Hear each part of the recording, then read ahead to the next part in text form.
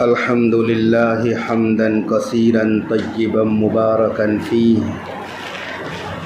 أشهد أن لا إله إلا الله وحده لا شريك له، وأشهد أن سيدنا ومولانا محمدا عبده ورسوله صلى الله تعالى عليه وعلى آله وأصحابه وأزواجه وبارك وسلم تسليما كثيرا كثيرا.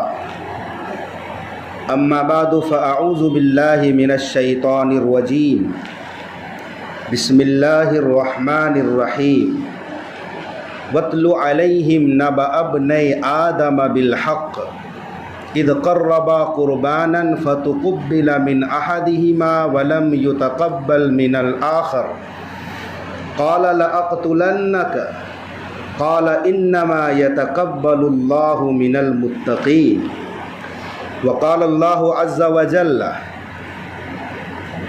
فلما بلغ معه السعي قال يا بني إني أرى في المنام أني أذبحك فانظر ماذا ترى قال يا أبت افعل ما تؤمر ستجدني إن شاء الله من الصابرين. فلما أسلم وتله للجبين وناديناه أن يا إبراهيم قد صدقت الرؤيا إنا كذلك نجزي المحسنين. صدق الله العظيم. قال النبي صلى الله عليه وسلم من وجد ساعة لأن يضحي فلم يضحي فلا يحضر مصلانا أو كما قال عليه الصلاة والسلام. یہ فیضان نظر تھا یا کہ مکتب کی کرامت تھی، سکھائے کس نے اسماعیل کو آداب فرزندی. حضرات معزز سامعین کرام، اولاد کی قدر و قیمت اس سے پوچھو جو بے اولاد ہے. یہ اللہ کی بہت عظیم نعمت ہے، بہت عظیم نعمت ہے. سب کچھ مل جائے، ایک انسان کو اولاد نہ ملے تو گھر سونا سونا ہو جاتا ہے. سب کچھ رہتے ہوئے یوں محسوس ہوتا ہے کہ اکیلا ہو گیا ہو. پھر بہت دعاؤں تمناؤں کے بعد بڑھاپے کے عالم میں کسی کو ایک نیک صالح فرزند لڑکا مل جائے، تصور کرو کیا محبت ہو سکتی ہے باپ کے دل میں اس بچے سے. ابراہیم علیہ السلام کی عمر 80 پلس ہے، 85-86 سال کی عمر ہے آپ کی. اولاد کوئی نہیں، رو رو کر دعائیں مانگتے تھے، رب ہب لی من الصالحین، پروردگار عالم مجھے نیک صالح اولاد عطا فرما. جوانی سے دعا مانگی، آپ بوڑھے ہو گئے. 86 سال کی عمر میں ثمر ملا، لڑکا ملا. سیدہ ہاجرہ کے بطن سے اسماعیل علیہ السلام پیدا ہو گئے. آپ کے دل میں بے پناہ محبت تھی، تو اللہ نے چاہا کہ ابراہیم تو میرا خلیل ہے، میرا دوست ہے، ابراہیم کے دل میں صرف اور صرف میری محبت ہونی چاہیے. یہ کیا دیکھ رہا ہوں کہ ابراہیم کے دل میں تو اولاد کی محبت حد سے زیادہ ہو گئی ہے. تو اللہ نے آزمایا. وَإِذِ ابْتَلَىٰ إِبْرَاهِيمَ رَبُّهُ بِكَلِمَاتٍ فَأَتَمَّهُنَّ. چند باتوں میں اللہ نے امتحان لیا. ابراہیم علیہ السلام کھرے اترے، کامیاب ہو گئے ان امتحانوں میں. ایک امتحان یہ بھی تھا، ابراہیم آپ کے دل میں بچے کی محبت ہے، آپ بچے کو لیجئے اور اپنی بیوی ہاجرہ کو لیجئے اور سفر کیجئے. الہی کہاں چلنا ہے؟ کہا تا دم ثانی، جب تک حکم نہ ہو جائے چلتے رہو چلتے رہو. فرشتوں سے نگرانی کی جائے گی، رہبری کرا دی جائے گی. آپ نے اونٹنی لی، اونٹنی میں اپنی بیوی بچے کو سوار کرایا اور آپ آگے آگے چلنے گئے. ہزاروں کلومیٹر کا سفر کیا آپ. پھر اس مقام پر پہنچے جہاں آج کعبۃ اللہ ہے، خانہ کعبہ ہے. جیسے قرآن نے وادی غیر ذی زرع کہا ہے، جہاں کھیتی باڑی نہیں، انسانی زندگی گزارنے کے لیے جتنی چیزوں کی ضرورت پڑتی ہے ایک بھی نہیں ہے وہاں۔ حکم ہوا یہیں ٹھہر جاؤ، بیوی بچے کو یہیں چھوڑو اور آپ واپس چلے آؤ۔ بہت بڑا امتحان تھا۔ آج بند کمرے میں اپنی بیوی بچے کو چھوڑ کر باہر جانا ممکن نہیں ہے۔ بیوی بچے کو کوئی سہارا نہ ہو تو آپ رکھ کر گاؤں نہیں جا سکتے ہیں۔ دل میں کھٹکا لگا رہتا ہے کہ بیوی اکیلی ہے، چھوٹا بچہ ہے، کیا ہوگا، جبکہ وہاں کچھ بھی نہیں، چاروں طرف کالے پہاڑ ہیں، سنسان آبادی نہیں، چرند پرند نہیں، کچھ بھی نہیں، نہ پانی ہے نہ کچھ ہے۔ ایک مشکیزے میں تھوڑا سا پانی تھا اور کھجور کی ایک تھیلی تھی، ابراہیم علیہ السلام نے وہ دے دیے اور واپس پلٹنے لگے تو سیدہ ہاجرہ نے کہا کہاں جا رہے ہو؟ کئی مرتبہ اصرار کیا، پھر پوچھا سیدہ ہاجرہ نے کیا اللہ کا یہی حکم ہے کہ آپ ہمیں چھوڑ کر چلے جاؤ؟ ابراہیم علیہ السلام نے ہاں میں جواب دیا تو سیدہ ہاجرہ بھی سمجھ گئی، وہ بھی تو نبوت کے خاندان میں پرورش پا رہی تھی، ایک نبی کی بیوی تھی۔ کہا جاؤ، جو رب جلیل آپ کو نار نمرود میں بچا سکتا ہے وہ اللہ ہمیں ضائع نہیں کرے گا، وہ اللہ ہمیں ضائع نہیں کرے گا۔ ابراہیم علیہ السلام واپس چلے آئے، پھر ایک پہاڑ کے دامن میں آ کر جہاں سے بیوی بچے اوجھل ہو گئے وہ تاریخی دعا مانگی، ربنا انی اسکنت من ذریتی بواد غیر ذی زرع عند بیتک المحرم، پروردگار عالم میں نے اپنی ذریت کو بے آب و گیا میدان میں وادی غیر ذی زرع میں چھوڑا ہے، اس مکرم گھر کے پاس۔ اللہ اس لیے چھوڑا ہے کہ میری ذریت آپ کی اطاعت کرے، نماز پڑھے۔ اے اللہ لوگوں کے دلوں کو ان کی طرف مائل کر دینا اور انہیں پھلوں کا رزق عطا فرمانا۔ یہ تاریخی دعا مانگ کر ابراہیم علیہ السلام واپس چلے آئے۔ ادھر کھجوریں ختم ہو گئی، پانی ختم ہو گیا، پھر وہ واقعہ ہوا کہ آپ جب تڑپنے لگے پیاس کے عالم میں، ننھے اسماعیل اور ہاجرہ کا سینہ خشک ہو گیا بھوکے پیاسے رہنے کی وجہ سے، تو سیدہ ہاجرہ نے دوڑ لگائی، کبھی صفا پر چڑھ جاتی، پھر کبھی مروہ پر چڑھ جاتی کہ اوپر چڑھ کر دیکھوں کہیں کوئی پانی کی سبیل نظر آئے، کوئی قافلہ گزر رہا ہو تو آواز دے کر یا بھاگ کر جا کر پانی لے کر آؤں۔ کبھی صفا پر چڑھتی، کبھی مروہ پر چڑھتی۔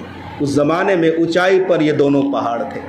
اس طرح 7 چکر لگائے حضرت سیدہ ہاجرہ نے۔ بالآخر 7ویں چکر کے بعد اسماعیل علیہ السلام تڑپتے ہوئے جہاں ایڑی رگڑ رہے تھے وہیں سے زمزم کا چشمہ جاری ہوا۔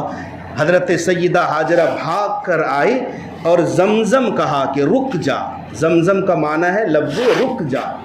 اللہ کے نبی فرماتے ہیں اگر سیدہ ہاجرہ زمزم نہ فرماتی تو پوری وادی میں زمزم کا چشمہ جاری ہو جاتا۔ پھر چاروں طرف سے مٹی اور پتھر کے ذریعے سے زمزم کے چشمے کو گھیر دیا کہ پانی باہر نہ بہے۔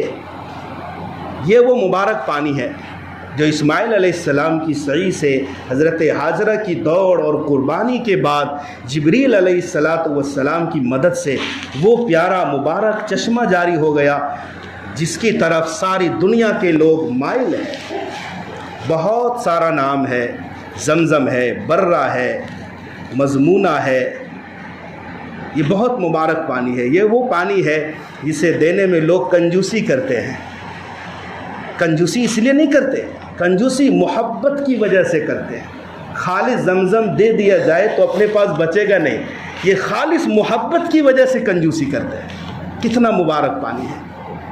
دنیا کی تاریخ یہ بات نہیں بتاتی کہ 4-5 ہزار سال سے 4-5 ہزار سال پرانا کوئی کنواں تھا اور آج بھی جاری و ساری۔ ہر کنواں خشک ہو جاتا ہے سوائے زمزم کے کنویں کی، اور انشاءاللہ اللہ چاہے گا اسی طرح قیامت تک جاری و ساری رہے گا۔ بھوکوں کا بھوک مٹاتا ہے یہ چشمہ، پیاسوں کا پیاس بجھا دیتا ہے۔ بہرحال حضرت ابراہیم علیہ السلام چلے آئے. اب ایک بہت بڑا اور امتحان تھا. اسماعیل علیہ السلام جب بڑے ہو گئے، بعض روایت میں کہ 12-13 سال کی عمر ہو گئی. فلما بلغ معه السعی، جب ابراہیم علیہ السلام کا لخت جگر اسماعیل دوڑنے کے قابل ہو گئے، اور اس قابل ہو گئے کہ باپ کا ہاتھ بٹاتا. اب بڑا امتحان. ابراہیم علیہ السلام کو اللہ نے خواب میں دکھایا کہ ابراہیم اپنے بیٹے کو ذبح کر رہے ہیں. ذبح کر رہے ابراہیم علیہ السلام. اس مقام تک قربانی میں پہنچا دیا ابراہیم کو کہ اس کے بعد قربانی کا مزید کوئی تصور نہیں ہو سکتا. ایک باپ اپنی اولاد کے گلے پر چھری چلائے، اس سے بڑی قربانی نہیں ہو سکتی. اپنے آپ کو مٹا سکتا ہے انسان، لیکن بیٹے کے گلے پر چھری چلانا، چھری چلانا.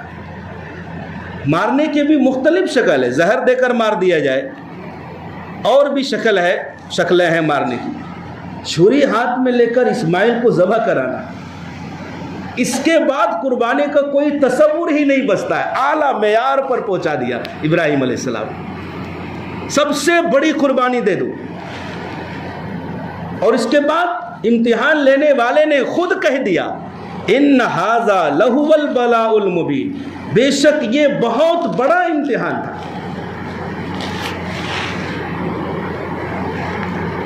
امتحان میں پاس ہونے والے بچے کہیں پرچہ بہت ہارڈ تھا، بڑا مشکل پرچہ تھا، سوالات بہت کٹھن تھے. یہ تو نیچرل بات ہے. لیکن امتحان لینے والا خود کہے کہ اس سال کا پرچہ بہت ہارڈ تھا، یہ بڑی بات ہو جاتی ہے. اللہ امتحان لینے والا خود کہہ رہا ہے، ان ھذا لہو البلاء المبین، بے شک یہ بہت بڑا امتحان تھا.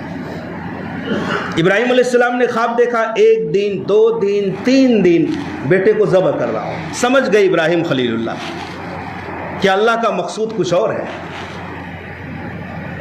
فرسٹ دن بھی 100 اونٹوں کی قربانی کی، پھر 100 اونٹ کی قربانی کی، پھر 100 اونٹ کی قربانی کی. مسلسل خواب دیکھتے رہے تو نبی کا خواب سچ ہوتا ہے، ہمارے خوابوں کی طرح نہیں.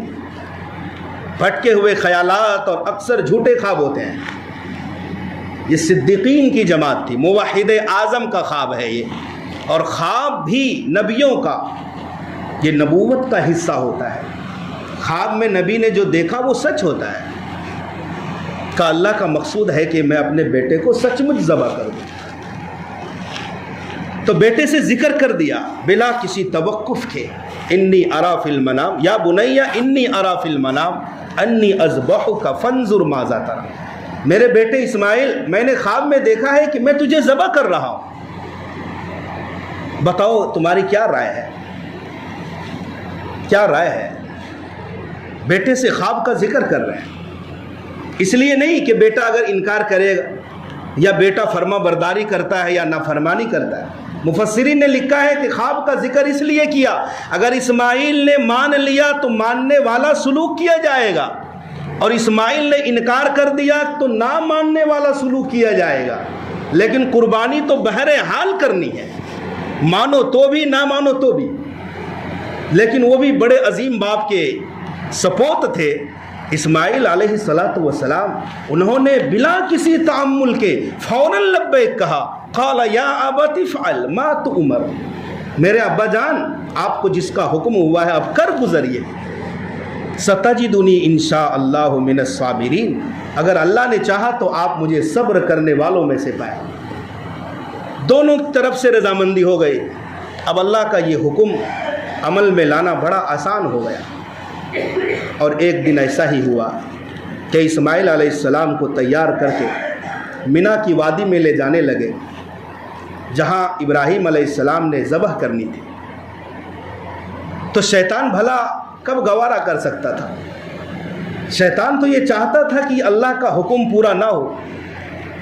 بہکانے کی کوشش کی، سیدہ حاجرہ کو بہکایا، اسماعیل کو بہکایا، ابراہیم علیہ السلام کو 3 مرتبہ بہکایا، طرح طرح کی تعویلیں کی. اور ابراہیم علیہ السلام نے ہر مرتبہ 7 کنکریاں اٹھا کر ماری تو شیطان نے راستہ چھوڑ دیا اور شیطان راہ فرار اختیار کر گیا. اس عمل کو بھی اللہ نے زندہ رکھا. جہاں جہاں پر ابراہیم علیہ السلام نے شیطان کو کنکریاں ماری تھی، ہر حاجی وہاں پر کنکری مارتا ہے، اور 3 ستون ہے، جمرہ عقبہ، جمرہ اولا، جمرہ وسطیٰ، تینوں پر کنکریاں ماری جاتی ہیں۔ حالانکہ آج وہاں شیطان نہیں ہے، آج کوئی بہکانے والا نہیں ہے، اس ادا کو اللہ نے زندہ رکھا ہے۔ ابراہیم علیہ السلام کے 2 بقایا جات اس امت میں زندہ ہیں، 2 چیزیں، ایک حج، سارا کا سارا ابراہیم علیہ السلام کی طرف سے، ان کی اداؤں کو اللہ نے زندہ رکھا، ان کے خاندان کی، ان کی بیوی کی اداؤں کو زندہ رکھا۔ نمبر 2 قربانی۔ حضرت ابراہیم علیہ السلام مینا میں پہنچ گئے اور اپنے بیٹے کو فلما اسلما، دونوں باپ بیٹے نے جب فرما برداری اختیار کر لیا، اللہ کے حکم کو پورا کرنے پر اتر گئے، وَتَلَّهُ لِلْجَبِينِ، ابراہیم نے اپنے بیٹے اسماعیل کو پیشانی کے بل لٹایا، دمبا اور بکرے کی طرح چھری پر گویا، گلے پر چھری چلانے لگے۔ یہ تو معجزاتی کرشمہ ہو گیا اللہ کی طرف سے کہ فوراً جبریل امین جنتی دمبا لے کر آئے اور اسماعیل کو ہٹایا اور وہاں پر دمبا رکھ دیا، اور ابراہیم علیہ السلام نے جب چھری چلانے کے بعد دیکھا تو خون بہہ گیا ہے، اور وہاں اسماعیل تو زندہ ہے مگر دمبا کٹ گیا ہے۔ اسی کو اللہ نے کہا وَفَدَيْنَاهُ بِذِبْحٍ عَظِيمٍ، ہم نے اسماعیل کے فدیے میں بہت بڑی قربانی کو یادگار بنا دیا ہے۔ اسماعیل کی جگہ پر اگر اسماعیل کٹ جاتے، اسماعیل ذبح ہو جاتے، تو ہو سکتا ہے اللہ نے شریعت میں یہ حکم دے دیا ہوتا کہ اپنے ہر بڑے بیٹے کو قربان کرنا ہے، کتنا مشکل امر ہوتا۔ کچھ لوگ انکار کر جاتے، اکثر لوگ انکار کر جاتے۔ یہ تو ابراہیم علیہ السلام کا امتحان تھا، دمبے کو اللہ نے بھیجا، دمبا ذبح ہو گیا، اور پھر کیا کہا اللہ نے وَتَرَكْنَا عَلَيْهِ فِي الْآخِرِينَ، ہم نے ابراہیم علیہ السلام کے ذکر کو، آپ کے کارنامے کو، آپ کے نام کو بعد میں آنے والوں کے درمیان زندہ اور جاوید رکھا ہے۔ ابراہیم علیہ السلام گئے ہوئے 4-5 ہزار سال کا زمانہ گزر گیا، آج بھی زندہ، اور اس طرح سے زندہ ہے کہ ابراہیم ہماری نمازوں میں زندہ ہے۔ سبحان اللہ۔ ہم کیا درود پڑھتے ہیں؟ درود اپنے نبی پر پڑھتے ہیں تو ساتھ ساتھ ابراہیم علیہ السلام پر بھی پڑھتے ہیں، اور کسی نبی کو نہیں شامل کیا ہے، صرف ابراہیم علیہ السلام کو اور آپ کے خاندان کو شامل کیا ہے۔ جب تک ابراہیم کا ذکر ہماری نمازوں میں نہیں ہوگا، ہماری نماز مکمل نہیں ہو سکتی، ادھوری ہو جائے گی۔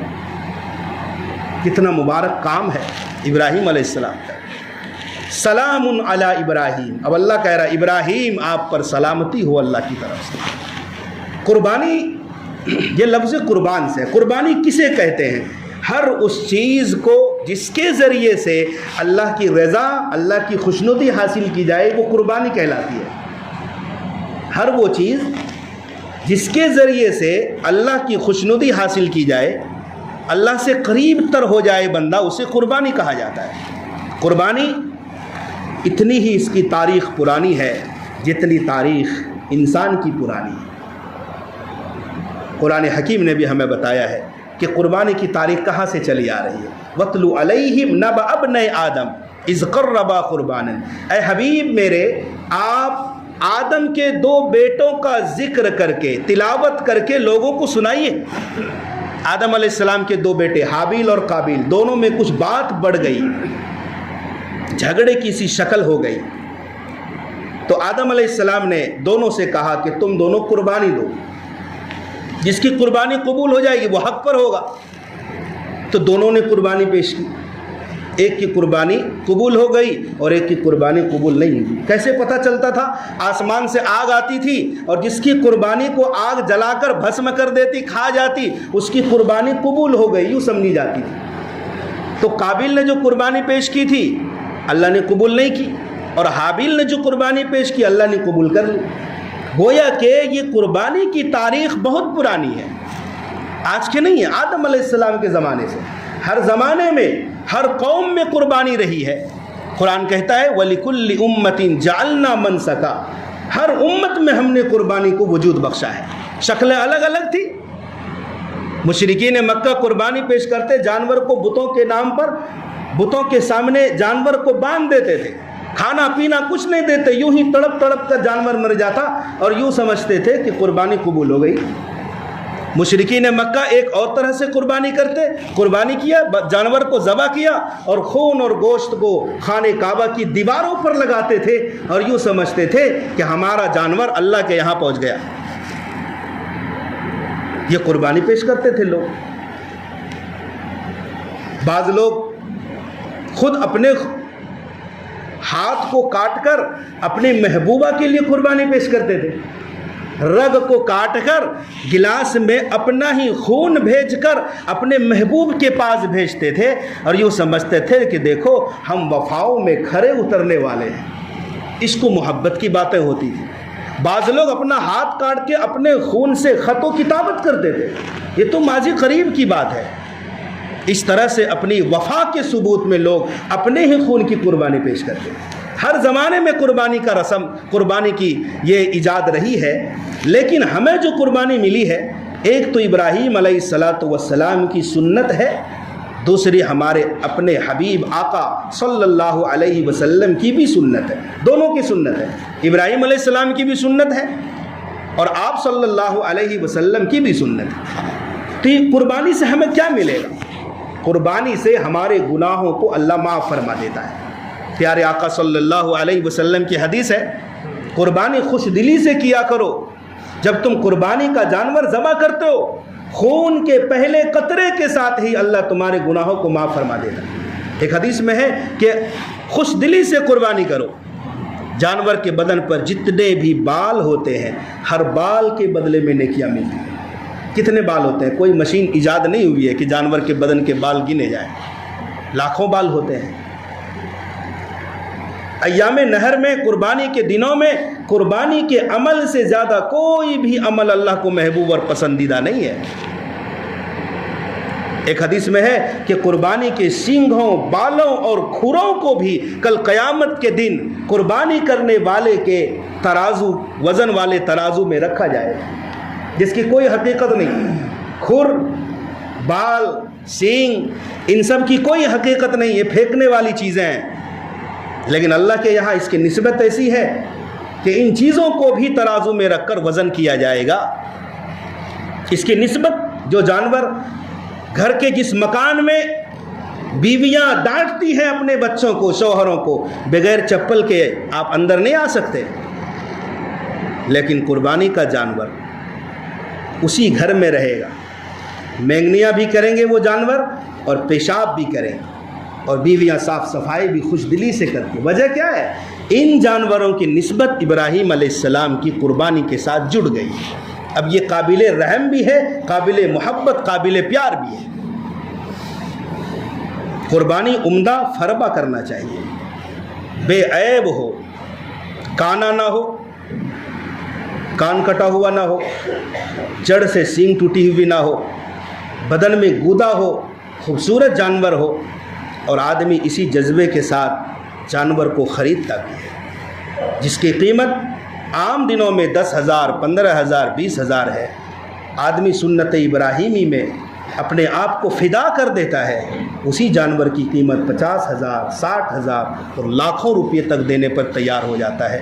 اس کی وجہ یہ ہے کہ ہر مسلمان، چاہے وہ ادنا درجے کا مسلمان ہو، یہ ابراہیم علیہ السلام کی سنت سے اتنا پیار ہے کہ اپنے آپ کو فدا کر دیتا ہے کہ ہماری نیت گوشت کھانا نہیں ہے، بلکہ ہماری نیت اللہ کی راہ میں قربانی کرنا ہے۔ بہترین عمل ہے قربانی۔ لہٰذا ہر صاحب حیثیت جس کے اوپر قربانی واجب ہے، خود اپنی طرف سے، بیوی پر واجب ہے بیوی کی طرف سے، اور زیادہ صاحب حیثیت ہے اپنی اولاد کی طرف سے، قربانی کا بہتر سے بہتر اور بہترین جانور کا انتخاب کرنا چاہیے۔ اللہ تبارک و تعالی ہم سب کو عمل کرنے کی توفیق عطا فرمائے۔